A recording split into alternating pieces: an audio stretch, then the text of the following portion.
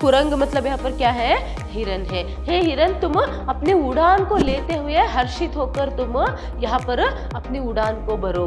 शायद ही अगर आपने कोई फॉल्स वगैरह जो है यहाँ पर देखा है, उसके पास अगर आप गए हो तो किस तरह ऊपर से पानी जो है गिरते समय जो आवाज सुनाई देती है। जबकि खुशियां हमारे हाथ में है तब तो हमें हमेशा खुशी रहना चाहिए।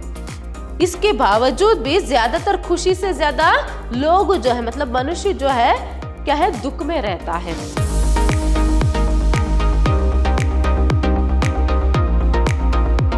नमस्कार, मैं हूँ हर्षिता, हिंदी लेक्चरर विद्याश्रम कॉलेज मैसूर।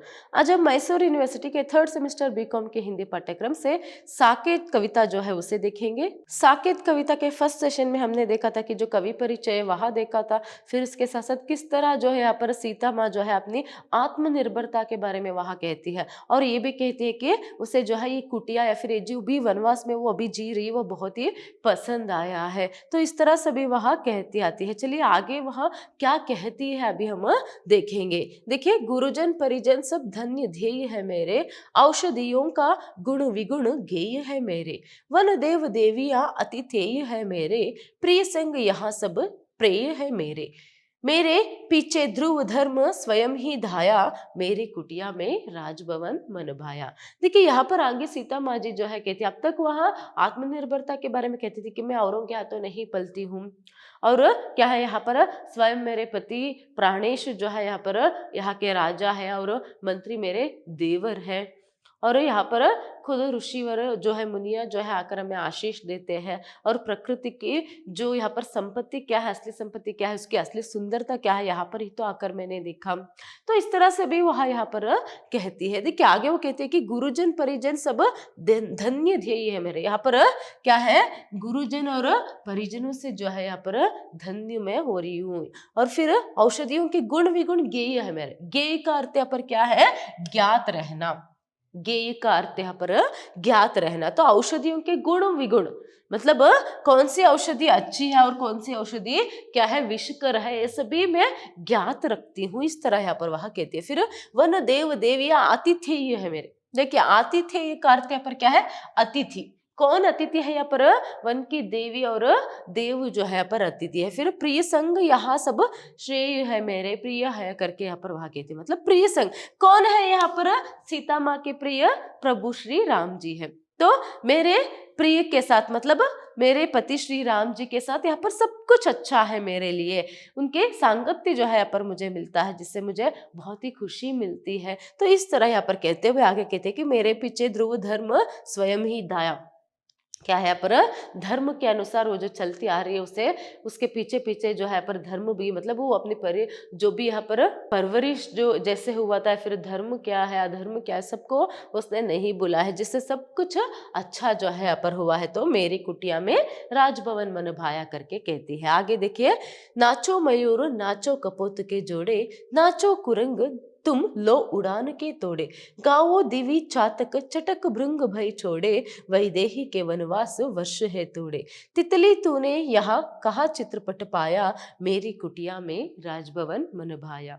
यहाँ पर देखिए अभी सीता माँ जी जो है कैसे कहती है कि नाचो मयूर नाचो कपोत। मयूर मतलब आपको पता ही है, तो यहाँ पर कपोत का अर्थ यहाँ पर क्या है, कबूतर।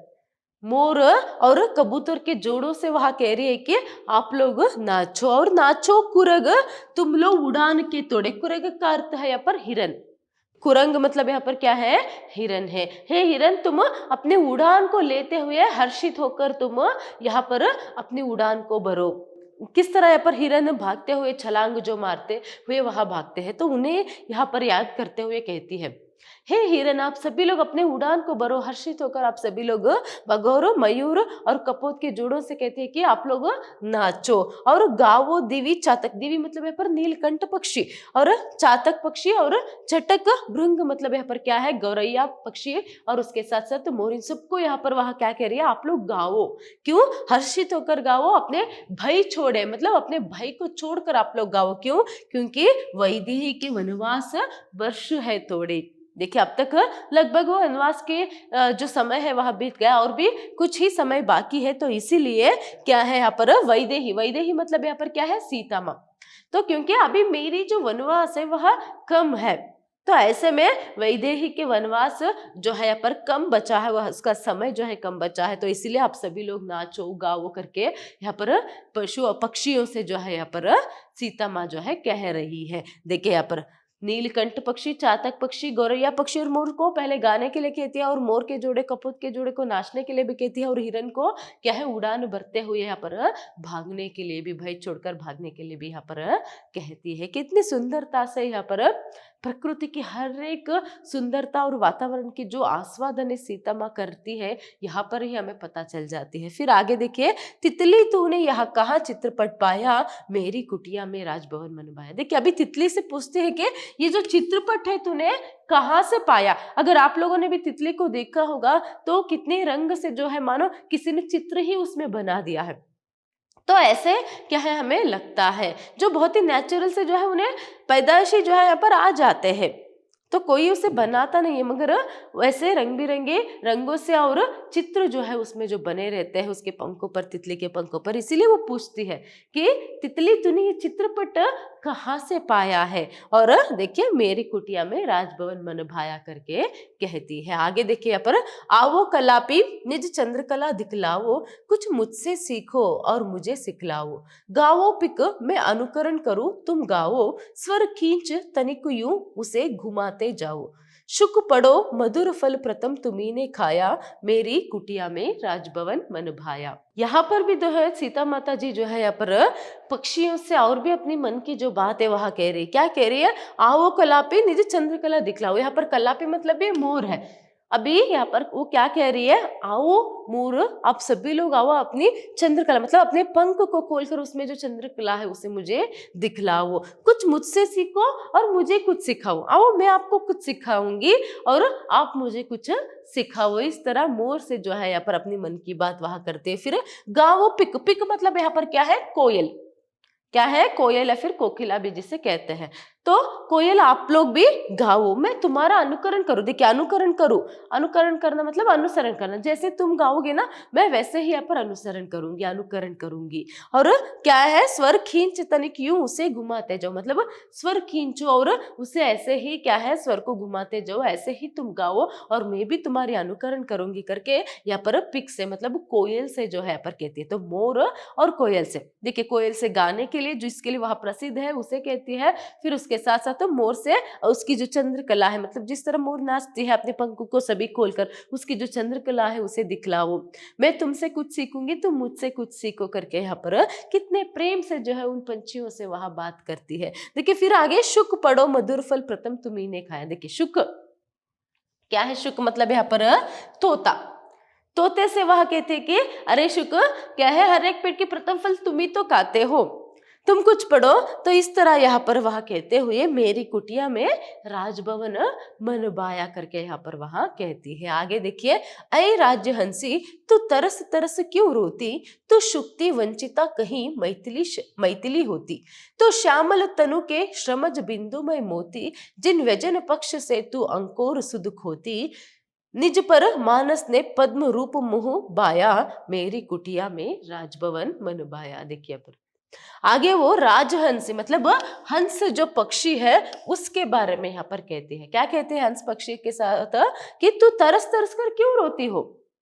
हंस यहाँ पर जब वो सरोवर में विचरण करते रहते हैं, मानो कभी कभार वहां रोती है तो अरे तुम ऐसे तरस तरस के क्यों रोते हो, क्यों ऐसे रोते हो। अगर तुम शुक्ति वंचिता होती, शुक्ति करते हैं पर क्या है सीपी, अगर तुम सीपी से वंचित होती तो भी मेरी तरह कहीं मैथिली होती। यहाँ पर मैथिली मतलब भी सीता माँ है।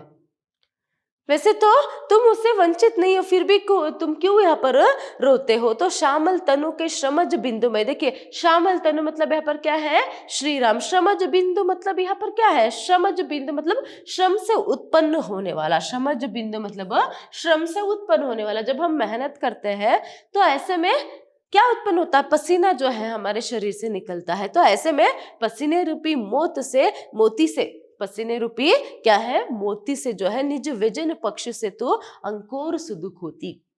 मतलब अभी वो क्या कह रही है, तुम क्यों रो रहे हो राजहंस, वैसे तो मेरी तरह तो तुम्हें कोई यहाँ पर क्या है वनवास के लिए तो नहीं भेजा है, तुम शुक्ति वंचिता तो नहीं हो, तो ऐसे में फिर क्यों तुम रो रही हो? जैसे देखो अभी वह वनवास के लिए आई है और उसके साथ साथ तो प्रभु श्री राम के साथ जो यहाँ पर वह आई है, तो ऐसे में क्या है वह पसीने रूपी मोती जो है उसके शरीर से निकलते हैं, तो ऐसे में भी क्या है यहाँ पर वहां वनवास जो है भोग रही है, मेहनत जो है कर रही है। तो ऐसे में फिर वो क्या है प्रभु श्री राम के इसमें जो है अपने सुध जो है खोती है, जो यहाँ पर वनवास आई हुई है, तो ऐसे में मेहनत भी परिश्रम भी अच्छे से करना पड़ रहा है और उसके साथ साथ क्या है पर वह प्रभु श्री राम की सेवा करते हुए उनके साथ भी जो है यहाँ पर क्या करती है अपनी जो सुध है वहां खोती है। तो ऐसे में तुम्हें तो ऐसा कोई कष्ट नहीं है, तुम तो वनवास नहीं आए हो, फिर तुम तो शुक्ति वंचिता भी नहीं हो, फिर क्यों तुम रो रहे हो ऐसे? तो निज पर मानस ने पद्म रूप मुभाया। देखिए यहाँ पर मानस ने पद्म रूप, पद्म मतलब यहाँ पर क्या है कमल, अपने पर तो क्या है यहाँ पर मानस सरोवर में तुम तो क्या है यहाँ पर इस कमल में जो है अपने मुंह जो है यहाँ पर बाया है, तो ऐसे में तो फिर तुम शुक्ति वंचिता भी नहीं हो, फिर क्यों ऐसे रोती हो है? राजहंसी करके उसे प्रश्न जो है पूछते हुए मेरी कुटिया में राजभवन मन भाया करके वहां कहती है। आगे देखिए यहाँ पर वो निर्जर झरझर नाद सुनाकर झड़तू पथ के रोड़ों से उलझ सुलझ बड़ अड़तू तू उत्तरीय उड़ मोद पयोद घुमड़तू हम पर गिरी गदगद भाव सदै उमड़तू जीवन को तूने गीत बनाया गाया मेरी कुटिया में राजभवन मन भाया। अभी यहाँ पर देखिए अब तक तो पक्षियों से उसने अपनी मन की बात कर ली, उसके बारे में बताया, फिर आगे जो है सीता माया पर निर्जर झरने, निर्जर मतलब यहाँ पर क्या है झरने, तो ऐसे में वो जो झरने जो ऊपर से नीचे बहती है, फिर वो जो बहती जाती है गिरने पर जो बहती जाती है, उसके बारे में कहती है कि वो निर्जर झरझर नाद सुना झरतू। निर्जर मतलब यहाँ पर झरने, तुम क्या है झरझर करते हुए नाद जो है यहाँ पर सुनाते हुए। शायद अगर आपने कोई फॉल्स वगैरह जो है यहाँ पर देखा है, उसके पास अगर आप गए हो तो किस तरह ऊपर से पानी जो है गिरते समय जो आवाज सुनाई देती है, तो ऐसे में झरझर करके नाद करते हुए तुम गिरना। फिर उसके बाद पथ के रोड़ों से उलझ सुलझ बड़ अड़तू। देखिए पथ मतलब यहाँ पर क्या है रास्ता है, रोड़ा मतलब यहाँ पर क्या है पत्थर, रास्ते में बहुत सारे पत्थर जो है बढ़ते रहते हैं, तो ऐसे में क्या है तुम्हारे रास्ते में जो भी पत्थर आए तो उससे क्या है यहाँ पर उलझ कर सुलझ कर तुम बड़ अड़तू मतलब आगे बढ़ते हुए, उससे अड़ते हुए तुम आगे बढ़ना, इस तरह यहाँ कहते। फिर वो उत्तरीय उड़ मोद पयोद घुमड़तू, देखिए यहाँ पर वो उत्तरीय, उत्तरीय मतलब आंचल है यहाँ पर, देखिए उत्तरीय मतलब यहाँ पर क्या है आंचल है। किस तरह यहाँ पर आंचल जो है तेज हवा से यहाँ पर बहती है या फिर वहां पर उड़ती है ना, तो ऐसे ही उसे लगता है कि क्या है उस प्रकृति की, उस पर्वत की जो है वो झरना जो है कैसा है आंचल है। तो पर्वत जो रहता है, जो पर्वत से ऊपर से जो नीचे झरना यहाँ पर गिरते हैं निर्जर, तो उसे कैसे लग रहा है, कैसे यहाँ पर देखिए कैसे यहाँ पर प्रकृति की सुंदरता के आस्वादन कर रही है सीता माँ जी। वो कहती है कि तुम तो इस पर्वत के उत्तरीय हो, तो ऐसे में क्या है तुम उड़ और उसके साथ साथ क्या है घमड़ते हुए यहाँ पर क्या करना तुम लहराते जाना, मतलब नीचे किस तरह यहाँ पर वो झरना गिरती है उसीलिए कह रहे। मानो ऐसा लगता है कि जिस पर्वत से ऊपर से जो झरना जो है गिर रहा है उस पर्वत की वहां आंचल है और वहां क्या कर रहा है यहाँ पर उसे लहरा रही है, कौन पर्वत जो है उसे लहराते हुए यहाँ पर वहां भी क्या है तुम क्या है उल्लास से उत्साह से क्या है आमोद प्रमोद से तुम नीचे गिरना। फिर हम पर गिरी गदगद भाव सदै उमड़तू, क्या है गिरी का, गिरी मतलब यहाँ पर क्या है पर्वत का गदगदित भाव जो है जिससे यहाँ पर उमड़ता है, तो ऐसे में हम पर भी तुम्हारी कृपा रखना, तो सदैव हृदय से तुम हमेशा ऐसे ही बहते रहना करके झरने से यहाँ पर कहते। फिर जीवन को तूने गीत बनाया गाया, देखिए उस झरने को बताती है कि जीवन को ही, झरना मतलब भी क्या है ऊपर से नीचे गिरना, फिर आगे से नीचे गिरने के बाद जो है समतल में वहां बहती जाती है। तो तुमने क्या बनाया अपने जिंदगी को ही, अपने जीवन को ही तुमने गीत बनाया है, संगीत बनाया है, क्योंकि ऊपर से नीचे गिरते समय भी और उसके बाद भी जब वहां बहती जाती तब भी क्या है एक कलकल नाद जो है सुनाई देती है, एक संगीत जो है सुनाई देता है, तो इसीलिए वो कहते हैं कि तुमने तो गीत बना दिया है और गाया है हमेशा। तो ऐसे में मेरी कुटिया में राजभवन मन भाया करके यहाँ पर मैथिली जो है मतलब सीता माँ जो है कह रही है। आगे देखिए वो कहती है कि वो भोली कोल किरात भिल्ल बालाओ, मैं आप तुम्हारे यहाँ आ गई आऊं, मुझको कुछ करने योग्य काम बतलाओ, दो अहो नविता और भविता पाओ, लो मेरा नागर भाव भेंट ले जाओ, मेरी कुटिया में राजभवन मन भाया। देखिए यहाँ पर आगे यहाँ पर कहते कि वो भोली कोल किरात भिल्ल बालाओ, वो भोले बाले क्या है यहाँ पर, भिल्ल बालाओ, भिल्ल बालाओ मतलब भीलनिया। देखिए वनवास में जब वह वन में रहती है मतलब जंगल में रहती है, तो और कौन रह सकता है जंगल में, जब मैंने पहले आपको बताया था कि ऋषि मुनिया रहते हैं आश्रम बनाकर, फिर और कौन रह सकता है जंगल में, वहां के क्या है पर भिल्ल बालाओ मतलब भील पुत्र जो रहते हैं, फिर भील जो एक जात है वहां पर रहते हैं। तो ऐसे में एकलव्य भी क्या है, एक भील पुत्र था। तो ऐसे में भिल्ल बालाओ मतलब भीलनियों से वह कहती है कि क्या है, मैं आप तुम्हारे यहाँ आ गई आओ, देखो मैं अपने आप तुम्हारे यहाँ आ गई हूँ। अब तक देखिए सीता माँ ने हर एक बात की जिक्र की, वनवास में मतलब वन में क्या क्या हो सकती है, फूल फल कली, यहाँ तक कि कोमल पत्ते डाली पेड़ पौधे, और फिर उसके साथ साथ क्या है यहाँ पर झरना, और बहुत सारे पक्षी जैसे यहाँ पर तोता पिक मयूर कपोत, यहाँ तक कि हिरन की बात, सबकी बात जो है यहाँ पर वहां कहती आई है। तो रहा कौन अभी, वहां के जो ट्राइब्स रहते हैं मतलब ये जो भील पुत्र जो लोग रहते हैं, तो उनकी बात जो है यहाँ पर कह रही है। तो देखो भीलनिए मतलब भिल्ल बालाओ, मैं अपने आप तुम्हारे यहाँ आ गई हूँ, तो आओ मुझसे मिलने के लिए, फिर मुझको कुछ करने योग्य काम बतलाओ, और मैं क्या काम कर सकती हूँ यहाँ पर, आपको कैसी सहायता जो है मैं कर सकती हूँ मुझे बताओ, दो अहो नविता और भविता पाओ। दो अहो मतलब आओ, देखो यहाँ पर नविता और भविता जो है तुम पाओ। नविता मतलब यहाँ पर क्या है, नवीनता, और भविता जो है तुम पाओ। आओ मुझसे मिलो, मुझसे बातें करो, मेरे साथ समय व्यतीत करो, मुझसे खेलो, और उसके साथ साथ मैं आपको कुछ सिखाऊंगी, आप मुझे कुछ सिखाओ, और नवविता और कुछ भविता मतलब कुछ नई नई बातें जो है मैं आपको सिखाऊंगी और आप मुझे सिखाना, फिर लो मेरा नागर भाव भेंट ले आया। मतलब देखो मैं आप लोगों के लिए ये जो नागर भाव जो है मतलब सीता माँ अब तक क्या पर नगर में रहती थी, ये लोग पहले से ही पैदाइशी जन्म से ही कहाँ रह रहे, जंगल में रह रहे। तो ये जो नागर भाव है मतलब नगर मतलब इस शहर में जो रहते हैं, तो उसकी जो भाव है, वहाँ की जो रहन सहन खान पान तौर तरीके जो है मैं आपको सिखाऊंगी। और वो देखो यहाँ पर करके कहते हुए मेरी कुटिया में राजभवन मन भाया करके कहती है। आगे देखिए, सब और लाभ लाभ ही बोध विनिमय में, उत्साह मुझे है विविध वृत्त संचय में, तुम अर्धनग्न क्यों रहो अशेष समय में, आओ हम कांते बुने गान की लय में, निकले फूलों का रंग ढंग से ताया, मेरी कुटिया में राजभवन मन भाया। देखिए अभी यहाँ पर वो कहते हैं कि सब और लाभ ही लाभ बोध विनिमय में, ये जो विनिमय में, किसमें विनिमय का जो बोध हम करते हैं, मतलब तुम मुझे कुछ सिखाओ मैं तुम्हें कुछ सिखाऊंगी। अभी उन्होंने कहा कि मैं क्या यहाँ पर कर सकती हूँ, आपकी सहायता कैसे कर सकती हूँ, जो जंगल में रीति रिवाज या फिर उनके खान पान वो कैसे रहते हैं वो आप मुझे सिखाओ, और नगर में किस तरह लोग रहते हैं वहाँ के रहन सहन खान पान या फिर वहाँ की कुछ विशेषता जो है मैं आपको सिखाऊंगी। तो ये जो लेन देन है इसमें सिर्फ लाभ ही लाभ है, खोना तो कुछ नहीं है। उत्साह मुझे है विविध वृत्त संचय में, ऐसे में मुझे तो उत्साह है किसमें, वृत्त संचय में, मतलब बहुत कुछ बातें सीखने में जो है, संचय करने में जो है मुझे बहुत ही उत्साह खुशी जो है मिलती है। तो आप जो भी सिखाओगे मैं सीखूंगी।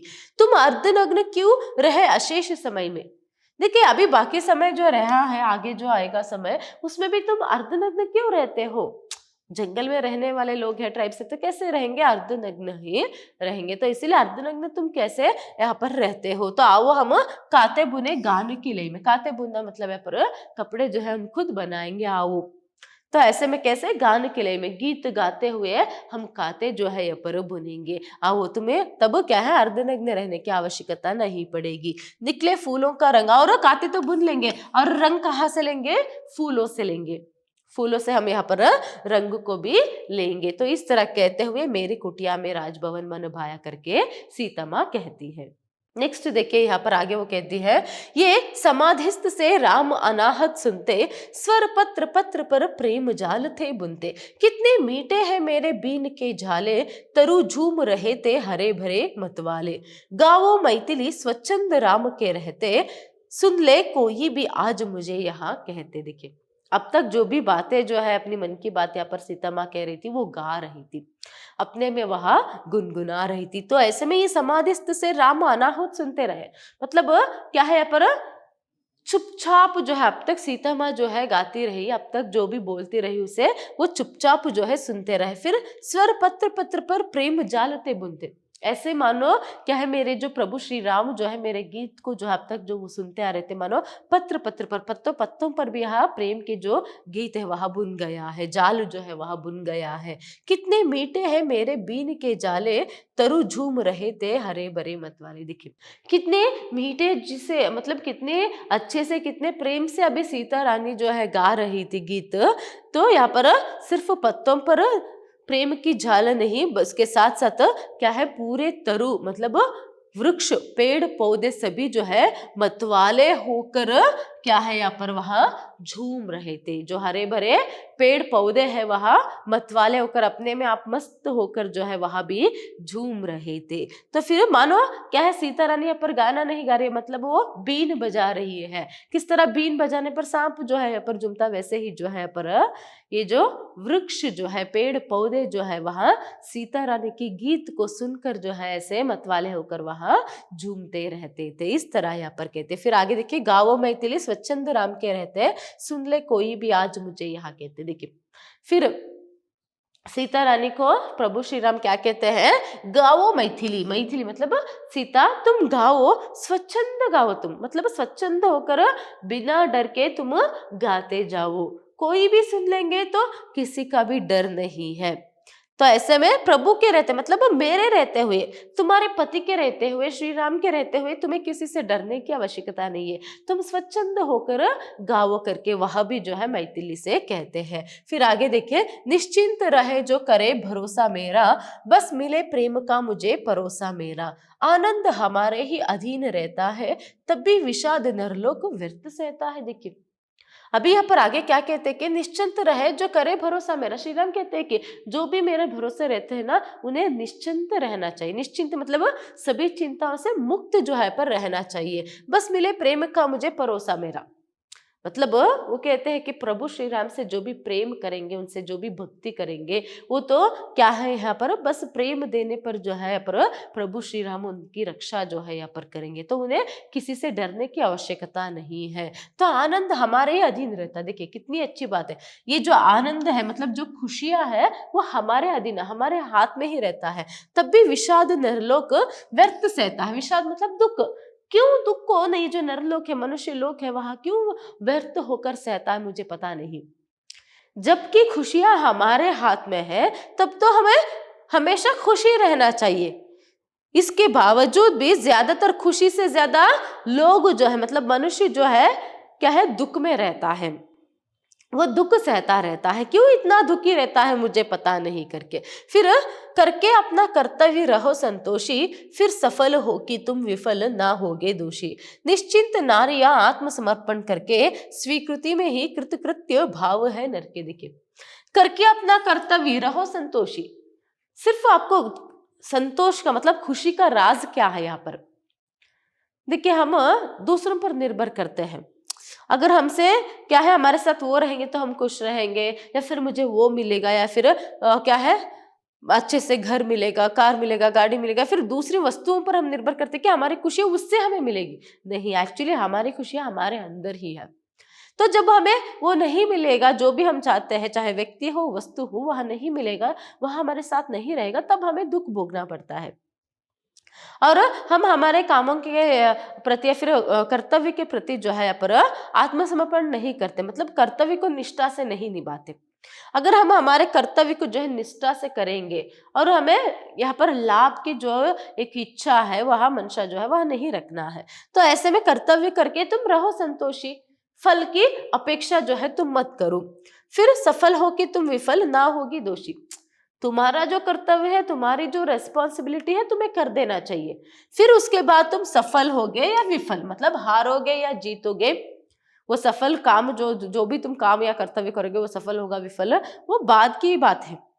ठीक है, तो उसकी चिंता तुम्हें नहीं करना है, सिर्फ अपने कर्तव्य को हमेशा करते रहना चाहिए, तभी तुम संतोषी जो है रह सकते, मतलब संतोष से रह सकते हो। फिर निश्चिंत नारियां आत्मसमर्पण करके, तो कुछ नारियां जो निश्चिंत से रहते हैं, जो चिंता से मुक्त रहती है, वो नारियां जो है कैसे रहती है, अपने आत्मसमर्पण करके, वह अपने आत्मसमर्पण करके, मतलब आत्मसमर्पण करना मतलब पति से हो या फिर अपने घर में हो, आत्मसमर्पण करना मतलब अपनी पूरी सेवा जो है, अपने पूरे कर्तव्य जो है वह निभाती है, कोई फल या लाभ की जो अपेक्षा है वह नहीं करती है। तो ऐसे में स्वीकृति में ही क्या है, कृतकृत्य भाव है नर के, मतलब स्वीकृति, एक्सेप्टेंसी, जो भी मुझे मिला है या फिर जिस सिचुएशन में भी मैं हूं, तो क्या है वो मेरे नसीब में है, या फिर क्या है अभी मुझे यही मिला है, तो उसी में जो है एक्सेप्टेंस जो है उसे पहले एक्सेप्ट करना है।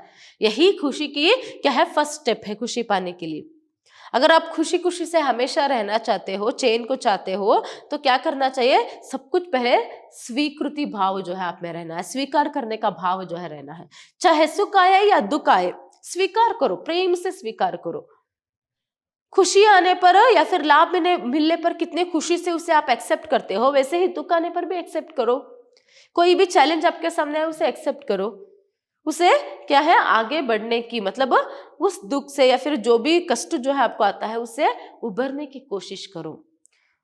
हमेशा अपने कर्तव्य को करते रहो, जो स्वीकृति भाव रहेगा उसी से ही तुम्हें खुशी मिलेगी, इस तरह यहाँ पर कहते हैं। आगे देखिए यहाँ पर, गौरव क्या है जन बार वहन करना ही, सुख क्या है बढ़कर दुख सहन करना ही। कलिकाएं खिलने लगी फूल फिर फूले, खग मृग भी चरना छोड़ सभी सुध भूले। सन्नाटे में था एक यही रव छाया, मेरी कुटिया में राजभवन मन बाया। देखिए यहाँ पर कहते हैं कि गौरव क्या है, गौरव मतलब यहाँ पर क्या है, रेस्पेक्ट। तो अगर आपको हर कोई अपनी जिंदगी में रेस्पेक्ट चाहता है ना, बिना रेस्पेक्ट के जीना तो बहुत ही मुश्किल है। तो रेस्पेक्ट आपको कब मिलेगा, जनभार वहन करने से ही, जनभार वहन करने से ही, मतलब अपने कर्तव्यों का जो भी भार है उसे वहन उठाने से ही। देखिए जो भी इंसान अपने कर्तव्य को नहीं करता है उसे कभी भी रेस्पेक्ट नहीं मिलता है।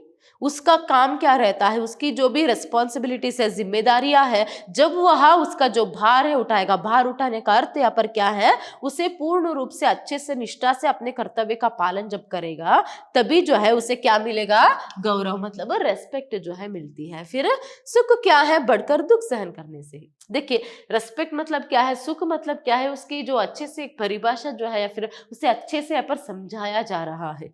देखिए सुख मतलब क्या है, बढ़कर दुख सहन करने से ही, आगे बढ़कर अगर दुख जो है, कष्ट जो है आपके सामने आए, तो बहुत ही प्रेम से जितनी खुशी से आप खुशी को एक्सेप्ट करते हो, सुख को एक्सेप्ट करते हो ना, वैसे ही जो है, वैसे ही क्या है यहाँ पर, दुख को भी या फिर कष्ट को भी अगर आप स्वीकार करेंगे और उससे उभरेंगे, तभी आपको सुख मिलेगा। देखिए सुख और कर्तव्य, मतलब यहाँ पर रेस्पेक्ट पाना है तो कर्तव्य का पालन करना है, अगर सुख पाना है तो दुख को सहन करना ही है।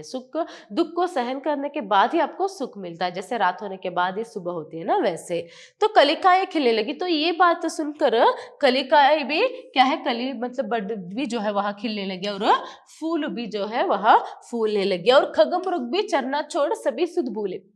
खग मतलब यहाँ पर पक्षी, मृग मतलब प्राणी, तो यहाँ पर सभी प्राणी पक्षियां जो है वो भी चरना छोड़कर इस बात को सुनकर वहां भी क्या है, अपने सुध जो है वह भूले। फिर सन्नाटे में था एक यही रव छाया, मेरी कुटिया में राजभवन मन बाया। फिर एक सेकंड के लिए, एक पल के लिए जो है पूरा सन्नाटा जो है वह छा गया था, सभी यही बात जो है चुपचाप होकर वह सुन रहे थे। तो इस तरह यहाँ पर कहते हैं। आगे देखिए यहाँ पर, देवर केशर की आनी बनाकर टांकी, मैंने अनुजा की एक मूर्ति है आंखी, आंसू नयनों में हंसी वदन पर बाकी, कंठी समेटती फूल छींटती झांकी, निज मंदिर उसने यही कुटीर बनाया, मेरी कुटिया में राजभवन मनवाया। देखिए यहाँ पर देवर केशर की आनी बनाकर टाकी, देवर केशर की, देखिए पर कौन है, सीता माँ के देवर लक्ष्मण, प्रभु लक्ष्मण की जो पत्नी है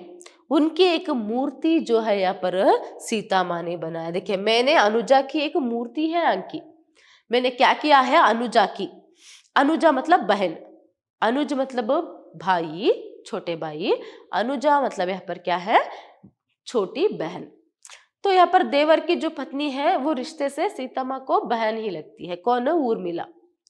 तो उसकी जो एक मूर्ति है मैंने बनाई है, आंकी मतलब मूर्ति है जो है मैंने बनाई है।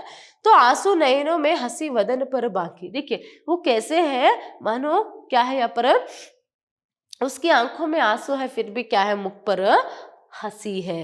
फिर काटी समेटते फूल चीनते जाकी, निज मंदिर उसने यही कुटीर बनाया, मेरी कुटिया में राजभवन मनवाया। देखिए वो क्या कर रही है, उर्मिला भी, उर्मिला का जो पात्र है, लक्ष्मण के जो पति है, उसकी पत्नी है, उसकी जो पात्र है वो भी कुछ कम नहीं है। उसने भी हंसते हंसते अपने रास्ते पर जो भी कांटे आए, मतलब जो भी मुश्किल आए, उसे वह हंसते हंसते हुए उसने स्वीकृति की ली। मतलब यहाँ पर देखिए लक्ष्मण तो जो है यहाँ पर प्रभु श्री राम और सीता माँ के साथ वनवास के लिए निकल गए, मगर वहां पर राजमहल में तो है, मगर वहां पर उर्मिला भी क्या है, यहाँ पर उसकी पत्नी भी जो है विरह वेदना में तड़प रही है। तो ऐसे में आंसू भी है, मगर फिर भी वह अपनी पूर्ण रूप से अपनी जो जिम्मेदारी है वह निभा रही है। तो ऐसे में उसने क्या कर दिया है, पर अपनी जो मंदिर जो है, इस कुटिया को मंदिर जो है बना दिया, मेरी इस निज मतलब अपने इस कुटिया को उसने मंदिर बना दिया है। मतलब यहाँ पर सीता माँ ने अपनी अनुजा मतलब लक्ष्मण की पत्नी की जो एक मूर्ति जो बनाई, तो उसने क्या है, उनकी कुटिया को मंदिर बना दिया है। तो यहाँ पर उर्मिला को मतलब लक्ष्मण की जो पत्नी है उसे महत्वता जो है यहाँ पर मिल रहा है, उसे यहाँ पर इतना महत्व दे रहे हैं कि उसने क्या कर दिया है, यहाँ पर उस कुटिया को भी मंदिर जो है बना दिया है। तो पहले स्टार्टिंग से लेकर अब तक जो है यहाँ पर क्या किया गया है, वनवास का मतलब कुटिया का वर्णन, वहाँ के प्रकृति की संपत्ति, चाहे पेड़ पौधे हो, फूल हो, कलियां हो, या फिर उसके साथ साथ फल, और उसके साथ साथ सभी पंछियों का जो वर्णन है यहाँ पर किया, यहाँ तक कि वहाँ की जो बिल बालाएं हैं उनका भी वर्णन किया। फिर उसके साथ उनके बात सभी कहने के बाद अंत में जो है पर अपनी देवरानी मतलब लक्ष्मण की पत्नी की मूर्ति बनाई, जिससे जो है इस कुटिया को भी उसने मंदिर बना दिया है, मतलब उसको भी यहाँ पर महत्व जो है मिला है। धन्यवाद।